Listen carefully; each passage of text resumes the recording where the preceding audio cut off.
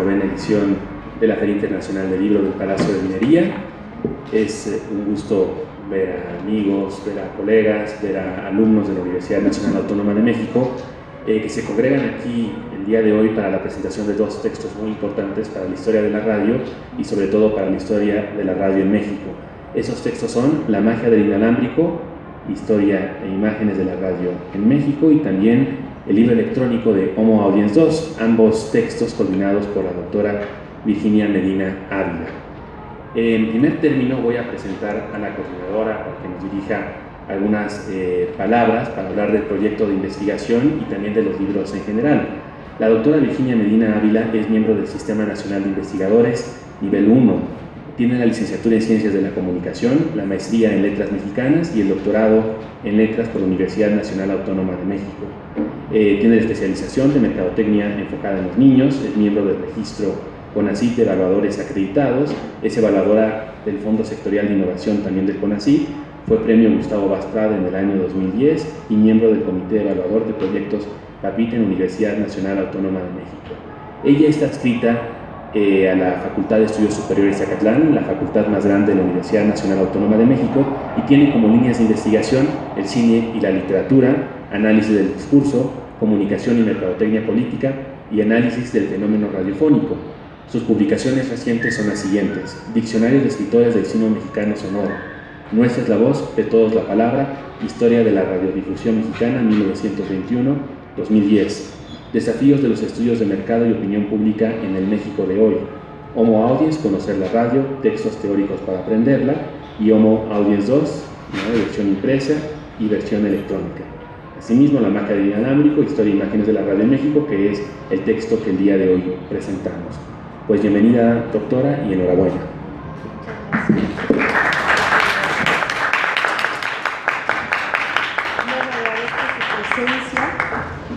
En este marco pues espectacular para nosotros, muy preciado. Vamos a ver con el maestro Gilberto Vargas por qué aparte para nosotros significa mucho este palacio.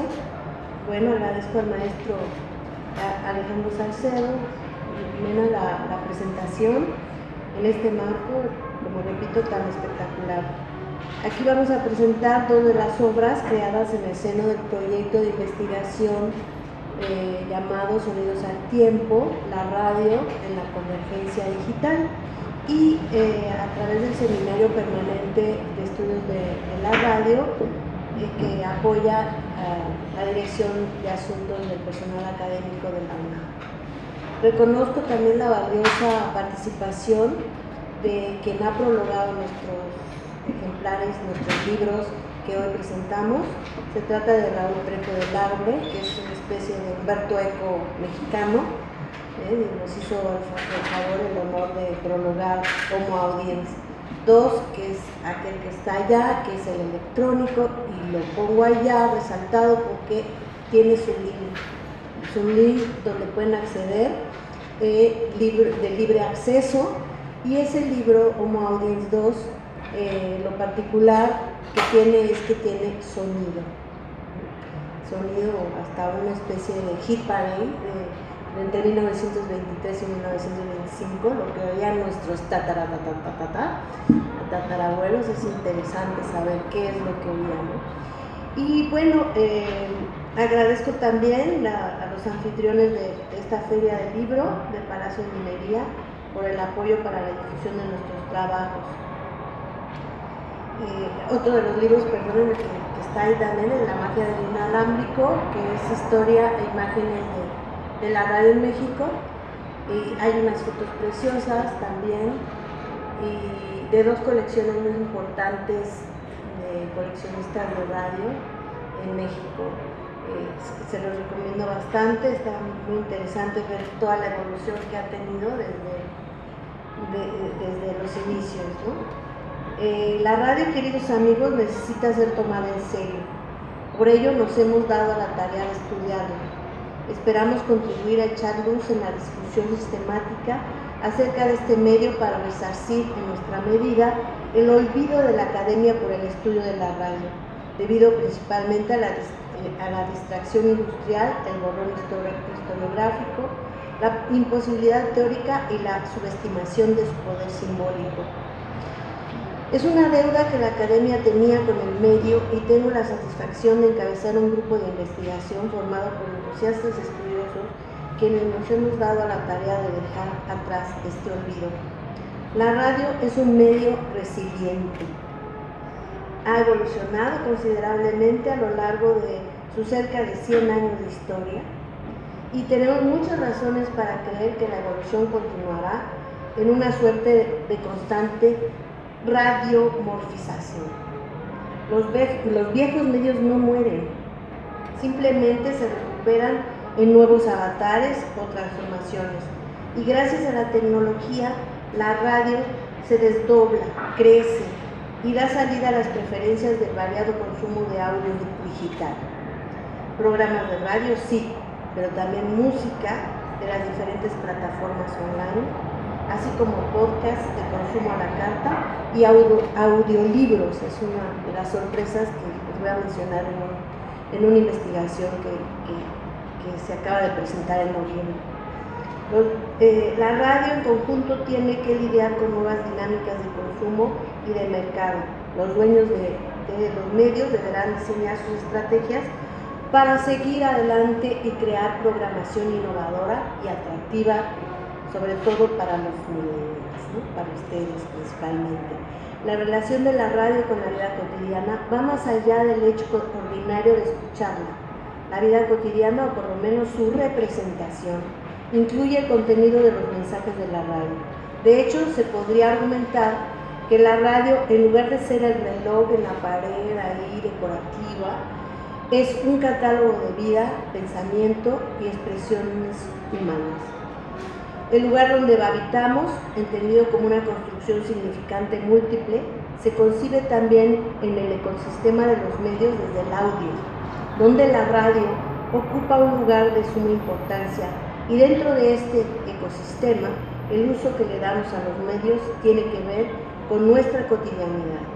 Es el caso de la relación de la radio y la escucha en el automóvil, en el transporte público, en el hogar, en el mercado, en el trabajo, etc. Las estadísticas nos revelan su importancia. Veamos si no, aquí algunos números de estudios recientes. La radio es el medio de comunicación que tiene mayor penetración, ya que alcanza prácticamente la totalidad del público de la población de nuestro país, 98%. Se puede afirmar que a lo largo de una semana todas las personas escuchamos radio en algún momento. En la Ciudad de México existen en promedio más de 2 aparatos receptores de radio en cada hogar. Esto sin considerar los receptores instalados en los más de 5 millones de automóviles que circulan diariamente por las avenidas de la zona metropolitana del Valle de México. La radio es la fuente de noticias más inmediata y directa durante todo el día. Noticias permite informarnos y entretenernos en todo momento. Entérese sin tener la vista fija, diría Teodoro Rentería, creador del Instituto Mexicano de la radio. Además de comprobar su utilidad en los momentos de desastres naturales. El 64% total del público que afirmó escuchar la radio, 85% considera que la radio es interesante y atractiva. 88% afirma que la radio les genera confianza y les es útil. 85% considera que la radio les da información importante y al momento. 90% se acompaña de la radio en diferentes momentos del día. 83% de los radioescuchas afirman identificarse con el medio. 82% de las mujeres que deciden las compras del hogar escuchan radio. También tenemos otras reveladoras investigaciones, es el que les platiqué, del estudio de audio digital presentado en noviembre de 2017 por Nielsen, México. En este estudio se considera audio digital todo lo relacionado con los siguientes contenidos: música, audiolibro, podcast y programas de radio. Dentro de los hallazgos del estudio sobresale el siguiente: la coexistencia de las plataformas digitales con los medios tradicionales se genera de manera natural en la vida de las personas que escuchamos formatos de audio y consumimos diversos contenidos según su relevancia y conveniencia a lo largo del día. El estudio reveló también que los escuchas intercalan actividades diarias de convivencia con formas tradicionales y en línea, donde escuchar música en diferentes dispositivos y escuchar programas de radio están como sigue: música 45% de manera tradicional, digamos en la radio, ¿no?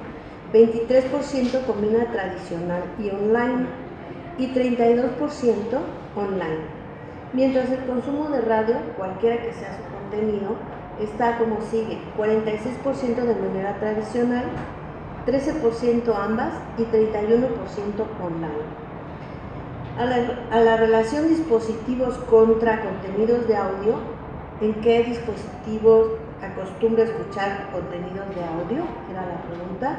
Correspondió la siguiente variedad de dispositivos: smartphone, laptop, iPad, tablet, computadora de escritorio, estéreo del automóvil y la radio convencional. Mientras que los contenidos de audio fueron, como decía, música, programas de radio, audiolibros y podcasts. A la pregunta ¿qué contenido de audio escucha generalmente en el automóvil?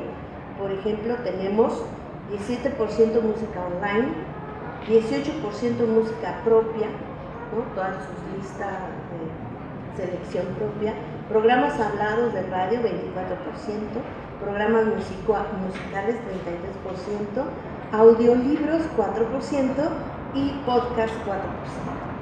Los automovilistas escuchan la radio para la música, las noticias, además de estar atentos a los informes de tráfico.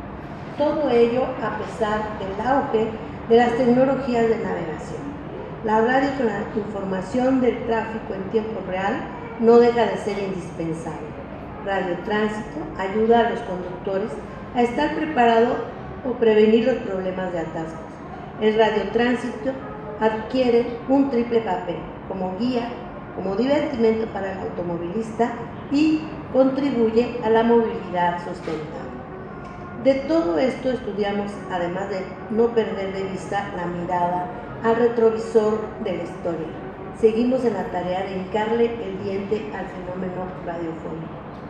Hasta aquí mi intervención, no sin antes felicitarme, yo solita, por formar parte de un grupo consolidado de brillantes académicos e investigadores tan comprometidos como José Botello Hernández, Gilberto Vargas, y de un gran artista, creador sonoro y radiofónico, Emiliano López Rascón, quienes nos va a platicar de qué van, todos ellos nos van a platicar de qué van los libros que presentamos hoy. Muchas gracias.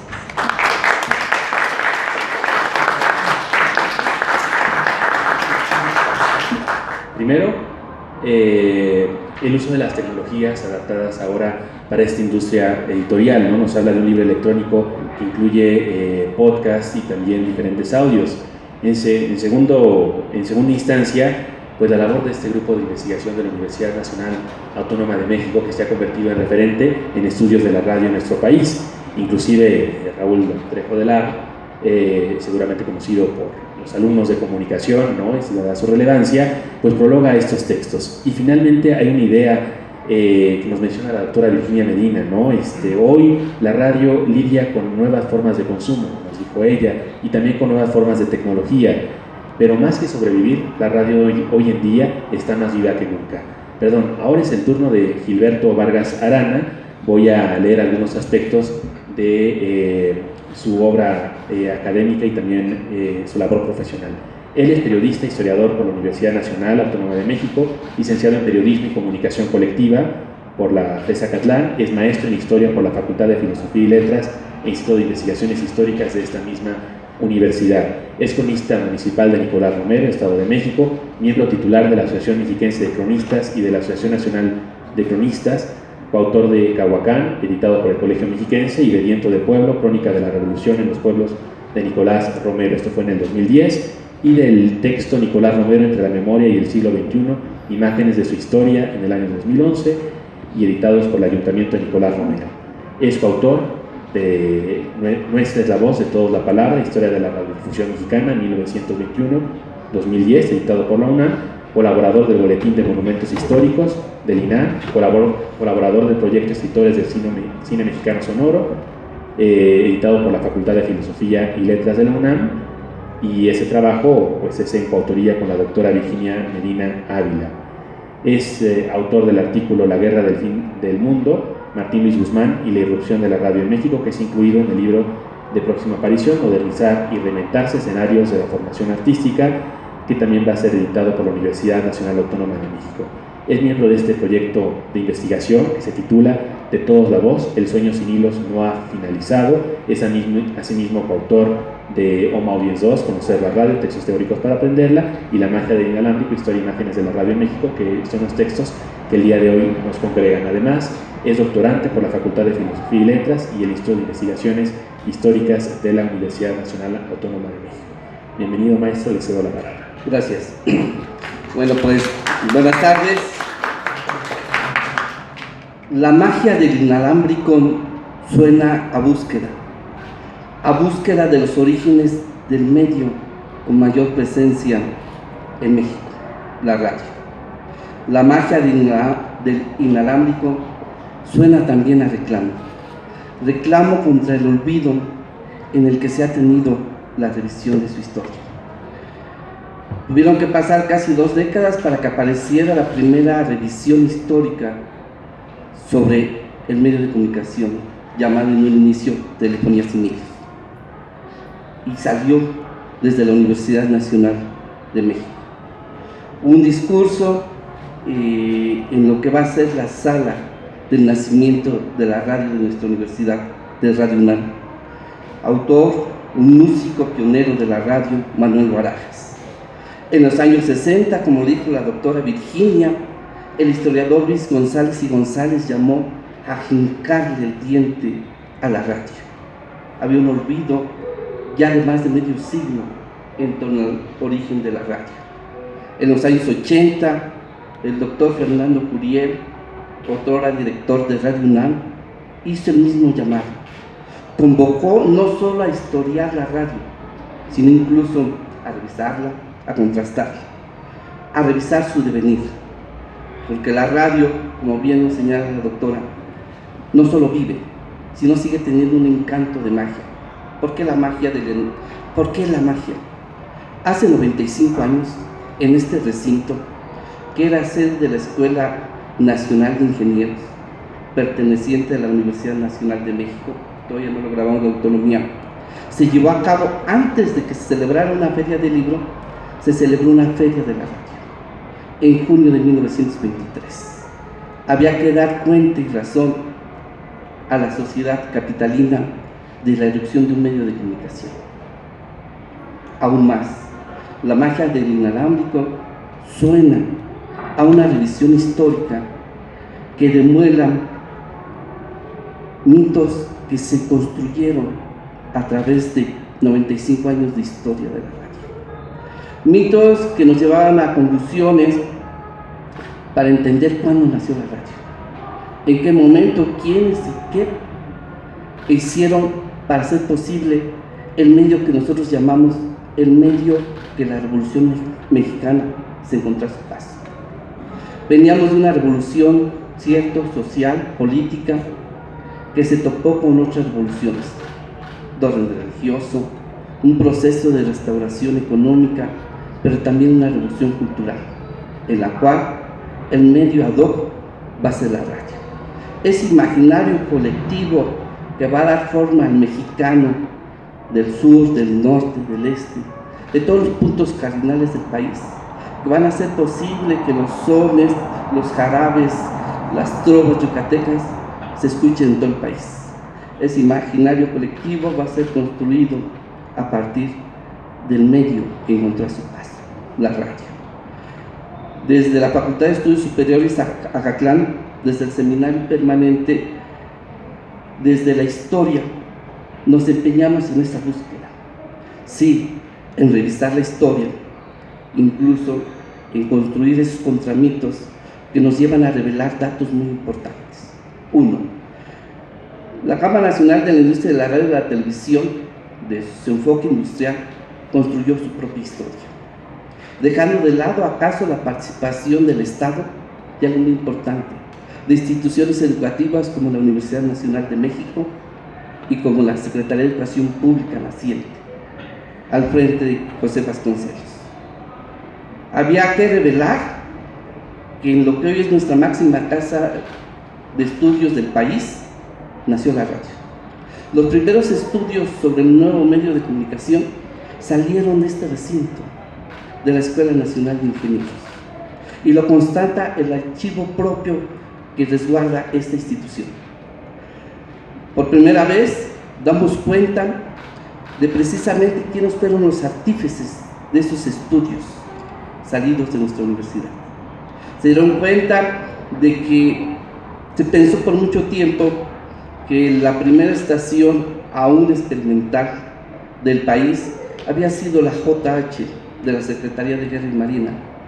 Los estudios encontrados aquí, la documentación, las evidencias, revelan que fue la Escuela de Ingenieros Mecánicos Electricistas, entonces dependiente de la Secretaría de Educación Pública, y que con el tiempo va a dar origen al Instituto Politécnico Nacional, fue el artífice de programar un 3 de enero de 1923 el primer programa formal de la radio en el país. ¿Y cuál iba a ser ese programa? Era describir cómo es México. Si algún título debiera recibir ese programa es ¿Cómo es México? Se basaron en una edición del periódico El Universal que había aparecido el primer día de 1923. Esa es la búsqueda de la magia del inalámbrico. Indagar sobre su origen, indagar sobre la participación del Estado, sobre la participación de esos pioneros hasta ahora anónimos, revelar un personaje que podemos considerar como el padre de la radio en México, el coronel José Fernando Ramírez, cuando no era el técnico de las estaciones de radio, tomaba el control de las estaciones de radio existentes. A la radio recibe su bautizo político con la sublevación de Adolfo de la Huerta. Toma el control del gobierno a través de esa figura del coronel José Fernando Ramírez. La magia del inalámbrico es precisamente el reclamo para no olvidar, sobre todo, hacer perdurar la labor que instituciones educativas como las que mencioné, la Escuela Nacional de Ingenieros, la Escuela de Ingenieros Mecánicos y Electricistas, su participación en el nacimiento de este medio. Porque este medio, aunque no lo quieran creer, es un medio que nació en los palacios.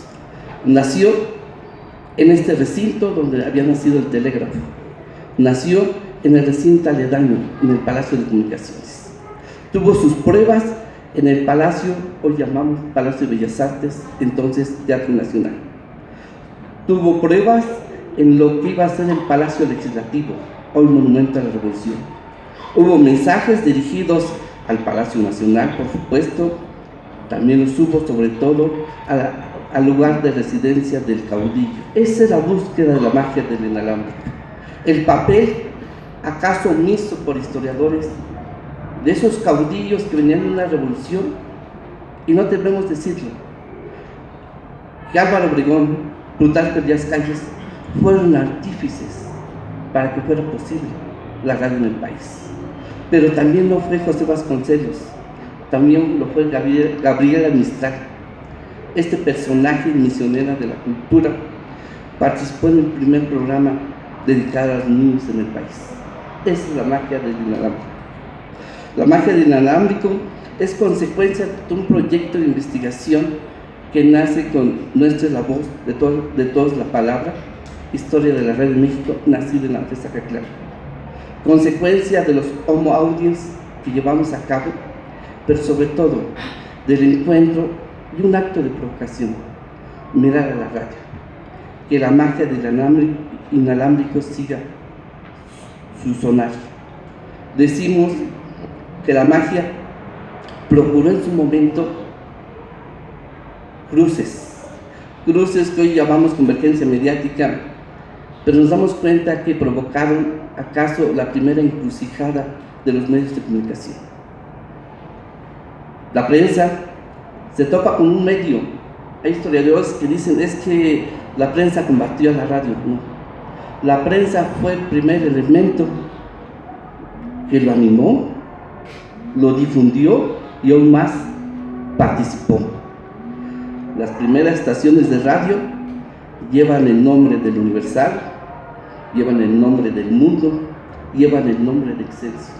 Esa es la encrucijada de la época de la revolución, de esa prensa revolucionaria.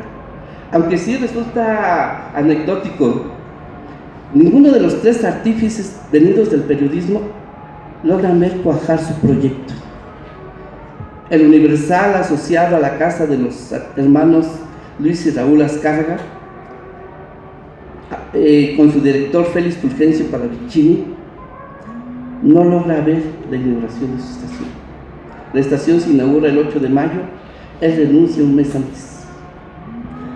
El segundo caso es Martín Luis Guzmán, quien pudo haber sido el primer radiodifusor comercial del país, pero siempre sucedió algo. Las circunstancias políticas llevaron a que su proyecto tuviera una inauguración tardía. Con la sublevación de la huertista, sale al exilio. Tampoco ve consolidar su proyecto.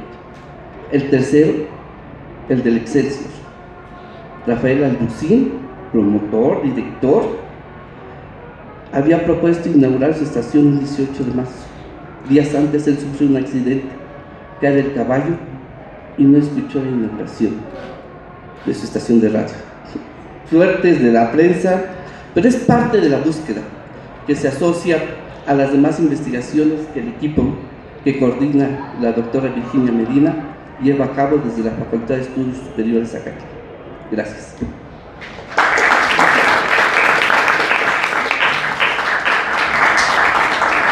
Muchas gracias, maestro Gilberto. Creo que es importante tomar en consideración esta invitación que nos hace conocer y reconocer la historia, ¿no? Y la historia en concreto de la radio, conocer la vida de la misma, su origen, la participación de diversos actores, ¿no? Toda esta vida y esa historia cubierta de encanto y también de magia, creadora de mitos, pero yo me atrevería a agregar también de leyendas, ¿no? Pues muchas gracias por su intervención. Ahora es turno del maestro José Botello Hernández. El maestro Botello es profesor investigador en la Universidad Nacional Autónoma de México, en la Facultad de Estudios Superiores de Zacatlán.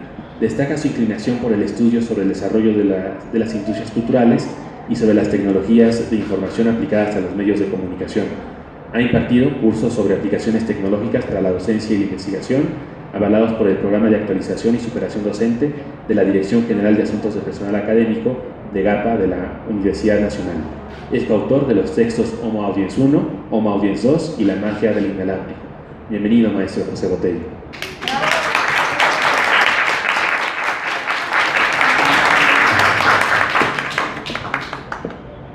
Pues en esta feria, en esta fiesta de libros, hoy estamos muy orgullosos de presentar un libro de significación especial que, como ya hemos mencionado, La Magia del Inalámbrico, junto con el libro Homo Audiens Electrónico. En La Magia del Inalámbrico se tiene que recalcar que es un texto donde, en primer lugar, se presenta el hallazgo histórico que cambia los inicios de la radiodifusión. Ese hallazgo hecho por el maestro Gilberto ya se explicó detalladamente. En ese conjunto de estudios se enmarca también una muestra, como ya lo dijo la doctora Virginia, una muestra de fotografías de aparatos receptores antiguos, en donde se ve la evolución de los primeros radioreceptores que dan origen a la industria de la radiodifusión sonora.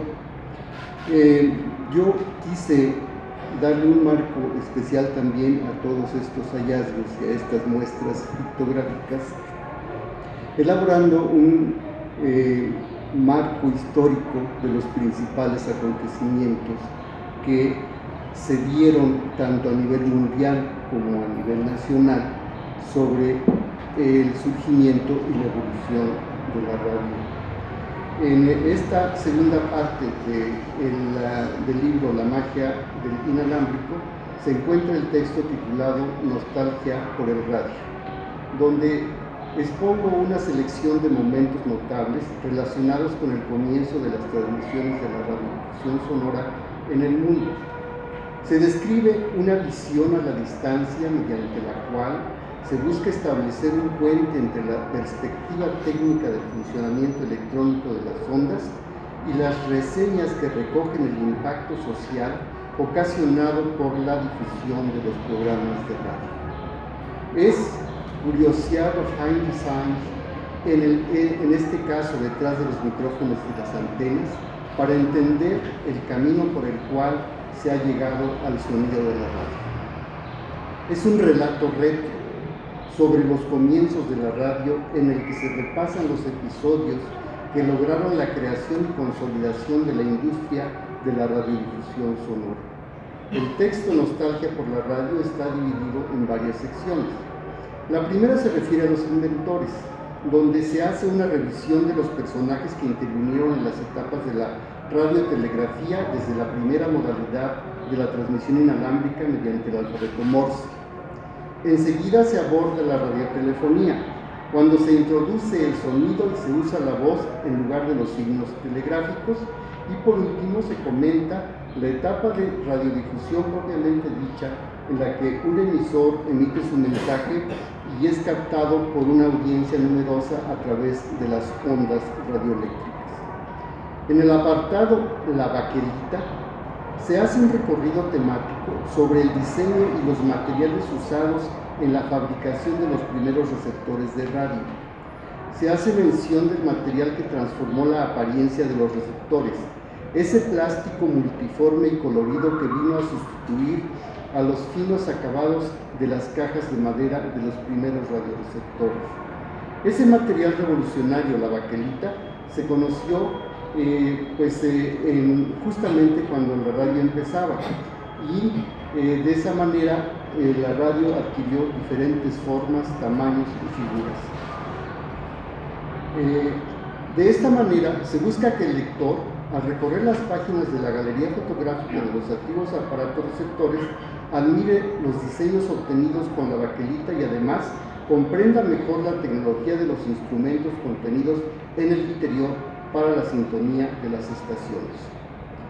En el apartado La Galena se aborda el tema de cómo se realizaba la sintonía de onda inalámbrica mediante los primeros equipos y se presentan datos sobre un mineral compuesto por cristales de sulfato de plomo que se utilizó como sintonizador de radio y que ayudó muchísimo a la propagación de la radiodifusión. En alguna parte del texto narro mi primer acercamiento a la sintonía de una estación radiofónica mediante un receptor de galena. A continuación les platico esa parte del libro. Yo recuerdo que cuando cursaba la primaria, mi profesor llevó a una de las sesiones de clase una piedrecilla como del tamaño de una nuez y un pequeño auricular. Indicó que el pedrusco era galena. Del auricular pendía un fino hilo de cobre con cubierta de material aislante. La punta del otro extremo del hilo metálico quedaba al descubierto. El profesor explicó que esos tres elementos, la galena, el auricular y el alambre de cobre, eran capaces de sintonizar una estación de radio, y de inmediato invitó a cada alumno para que pasara al frente del grupo, se colocase el auricular y con calma y esmero deslizara la punta descubierta del alambre de cobre sobre la superficie del mineral hasta encontrar la señal de la única estación radiodifusora en amplitud modulada que por aquel entonces funcionaba en la ciudad de Querétaro. Y así lo hicimos cada uno de los asistentes. El profesor no habló de condensadores, ni de antenas, ni de bigotes de gato. Solamente veía cómo, uno por uno, cada alumno pasaba un extremo del alambre hasta escuchar algunos sonidos lejanos. Un cambio en la expresión de la mirada y una velada sonrisa en los labios del oyente delataban que se había atinado en el punto de sintonía para escuchar la señal de la estación. Hasta aquí llega el recuerdo de ese episodio infantil. Pero la propiedad de sintonizar una onda radioeléctrica no es privativa de la galena. También se puede usar el germanio o cualquier otro elemento semiconductor. Hay testimonios que narran el uso de los radios clandestinas elaboradas con elementos similares a la galena, las limaduras de hierro, especialmente si están muy oxidadas. Otros testimonios se refieren al uso de la pirita, que es sulfuro de hierro con apariencia similar a la galena, pero de color oro, y en lugar de la galena se usaba esta pirita. También se usó el óxido de cobre, así como otros metales oxidados que tienen propiedades semiconductoras y por lo mismo se pueden utilizar para la sintonía de ondas de radio. En fin, en el capítulo que escribí se intenta hermanar dentro de la misma perspectiva el conocimiento de los momentos, los personajes y las causas que han producido los avances tecnológicos para conocer mejor cómo se superaron o trascendieron los mitos y las concepciones equivocadas de un invento, la radio, que fue el principio de la revolución tecnológica, científica y social de esta tecnología inalámbrica que ha desembocado en lo que ahora todos conocemos como la era de Internet.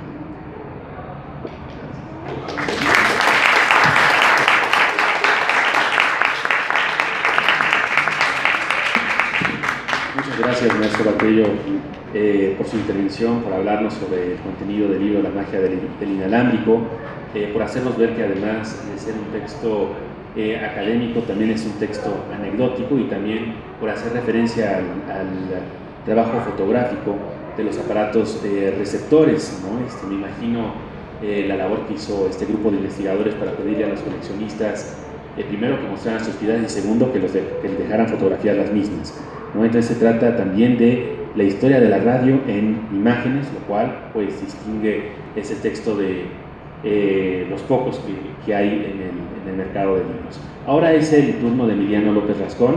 Él es creador sonoro y radiofónico, se formó como filósofo en la UNAM, realizó una estancia en el Laboratorio de Informática y Electrónica Musical del Museo Reina Sofía, cursó la voz como elemento expresivo central en el radioarte con el artista sonoro José Iges y está certificado en diseño de sistemas sonoros por Meyer Sound.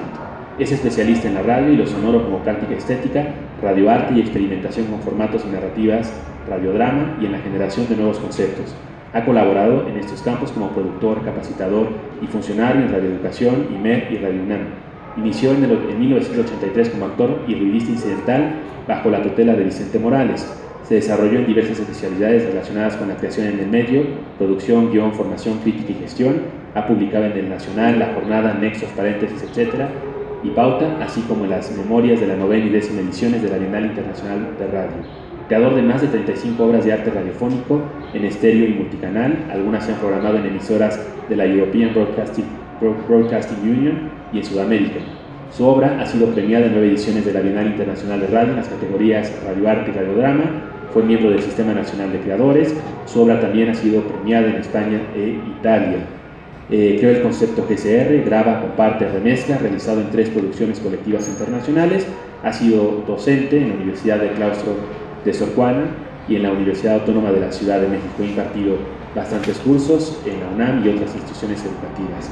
Y ha participado como jurado en concursos nacionales de producción radiofónica de excelencia convocados por el FONCA. Bienvenido, maestro, tiene la palabra.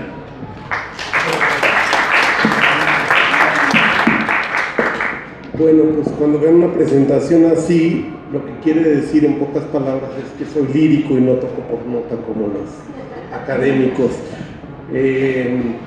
Yo vengo de la práctica radiofónica y de la pasión radiofónica y estoy realmente congratulado y muy contento de compartir esta mesa con este grupo de investigadores encabezados por la maestra Virginia Medina, que no tengo ninguna duda en reconocerlo, es el proyecto de investigación académico más sólido y más constante que yo he conocido durante mi trayecto radiofónico en torno a lo que es mi pasión, que es la radio. Hay personalidades, hay celebridades de la teoría y de la comunicación, pero yo lo que resalto en el proyecto que se lleva a cabo en la FES Zacatlán bajo la tutela de la maestra Medina es solidez, consistencia, continuidad, y eso siempre nos lleva a recrear nuestra historia y a reinventarnos y a redescubrirnos, sobre todo en un medio que es invisible, que en el sentido de que es poco visible, poco visibilizado a nivel de opinión pública, a nivel, digamos, de una consideración para la historia de la opinión pública y de la cultura mexicana. La radio parece que siempre estuvo ahí, parece que siempre nos estuvo acompañando. Parece que esos 100 años fueran eternos. Decía Bertolt Brecht que cuando por primera vez escuchó la radio le dio la sensación de estar frente a un aparato antediluviano, porque era esa voz primordial, esa voz lejana, esa voz que no llega exactamente de un lugar localizado, un lugar que no podemos meter en una gráfica, sino que son sensaciones, sonidos, ruidos que nos envuelven, que nos van capturando y que muchas veces nos estimulan a un nivel inconsciente o preconsciente. En ese sentido quiero rescatar en primer lugar la idea de la magia. ¿Por qué hay algo de mágico en la radio más allá de la metáfora? Cuando ahorita escuchaba al maestro Botello, pues estaba hablando de joyería, realmente. Estaba describiendo, se estaba metiendo en los sonidos que se atrapan y se distribuyen en el reino mineral. Cuando hablábamos de pirita, de óxidos, cuando resulta que una navaja es una antena de radio, y eso no es una ocurrencia de un poeta, sino es poético porque es poética a veces la realidad. En ese momento yo dije, esto es magia, o sea, no solo por la alusión a lo invisible, no solo por esa voz que llega, esos sonidos, esas músicas que nos acompañan, a veces van y a veces vienen por nuestra vida cotidiana, sino también por darnos cuenta cómo esa invisibilidad nos evoca ensoñaciones y nos evoca fantasías. Todo esto abordado desde el rigor más científico, desde el rigor más puntual, por ejemplo, del trabajo del maestro Gilberto Vargas, que nos nos reconstruye la historia y nos dice, momento, todo el mundo cree que esto empezó con la XCW, ¿sí? O sea, cuando hablamos de la radio decimos, ¡ay, sí, la radio! La hora de Agustín Lara, Dispara Margot Dispara, Calimán, Chucho el Roto, claro, Cricri. Esa es la radio, esa es una de las radios, y no fue la primera, ¿sí?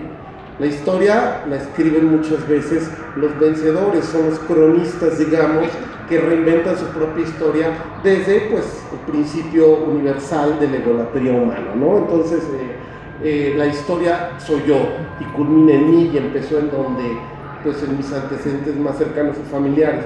Pero cuando nos ubica y nos hacen una arqueología de lo invisible, las palabras del maestro Gilberto Vargas, que nos dice, aquí surgió la radio, en este palacio, cuando establece estas conexiones invisibles entre palacios, hace 100 años aproximadamente, como los primeros estertores, los primeros llantos de recién nacido de la radio, yo no puedo pensar sino en magia.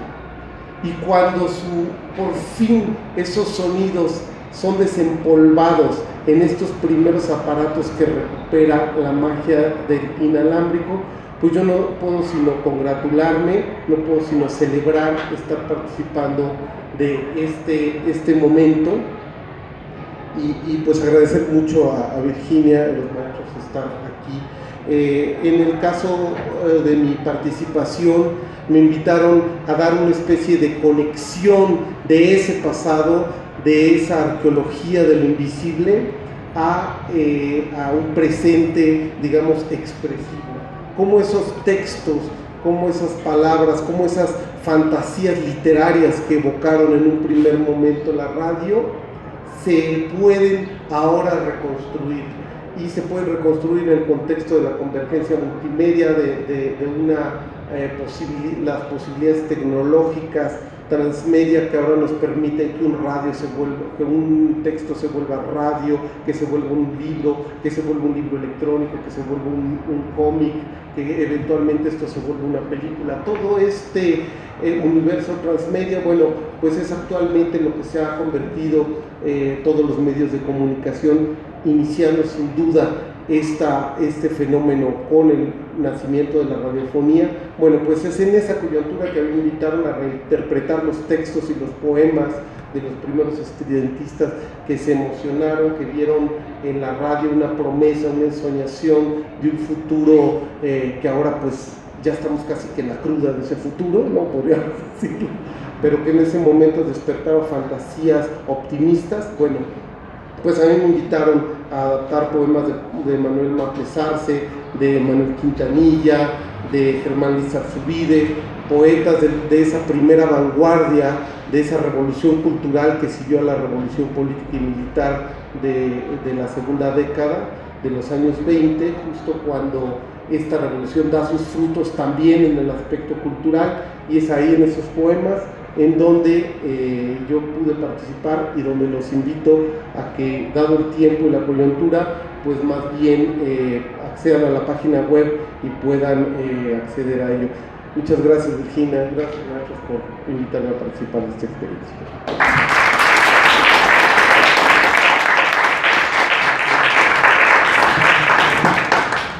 Muchas gracias, maestro Emiliano, por su participación. De nueva cuenta nos invita a conocer sobre esta invisibilidad que nos evoca fantasías a través de los textos coordinados por la doctora Virginia Medina Ávila. Y antes de concluir, me gustaría, a nombre de las personas que me acompañan aquí en el estrado, agradecer a la Feria Internacional del Libro de Minería, a los organizadores, al personal de apoyo por este espacio. También quisiera agradecer a nombre de este grupo de investigación a los alumnos y profesores de la Universidad Nacional que nos acompañan el día de hoy, al público en general, por supuesto, a los compañeros de la prensa, y pues de nueva cuenta reiterar la invitación a adquirir estos dos textos y que aprovechen que ese espacio de la Feria Internacional del Libro congregan a 4 investigadores, lo cual es difícil que hayan accedido a mover su agenda para acompañarnos al día de hoy. Adquieran el libro y pues aprovechen para que se lo lleven signado.